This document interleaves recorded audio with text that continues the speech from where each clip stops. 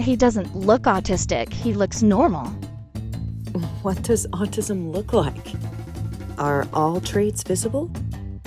Toren used to have constant facial tics. Sometimes they still resurface.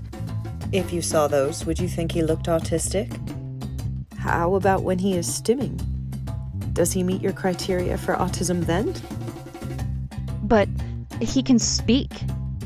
And yet he struggled for years with delayed speech and language and communication difficulties and spoken echolalia for years. And he still has trouble with social communication to the point of sometimes withdrawing and going mute. But he's behaving fine. He can control himself. But he used to have multiple massive daily meltdowns for years and years. He'd break blood vessels in his eyes from screaming so loud. He'd get violent, and the doctors had to teach us to do the hug hold to keep him from hurting himself or others. Well, at least he's toilet trained. But he struggled for years with toilet training and had difficulty with wiping well past the acceptable age. He also had so much trouble with withholding that we had to talk to a doctor repeatedly. Well, at least he's capable of feeding himself.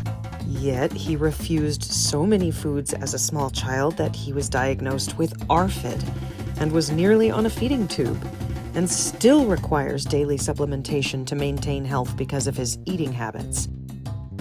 But he looks so capable. But we could never have a babysitter for him as a child because no one else could handle him. Well, he seems smart.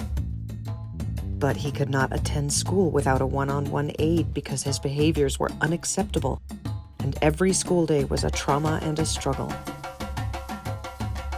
If someone doesn't fit your understanding of autism, perhaps it is time to expand your knowledge. The bottom line is autism doesn't have a look. Also, autistic traits can change. Some skills can improve or regress over time.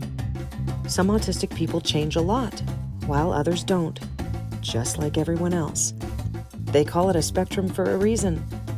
The traits are so varied and the people so vastly different from one another that they can seem like they do not belong in the same diagnosis. And yet it does make sense why they have it all under the same umbrella. There is just so much overlap. It would be incredibly difficult to separate into different diagnoses. Thanks for listening.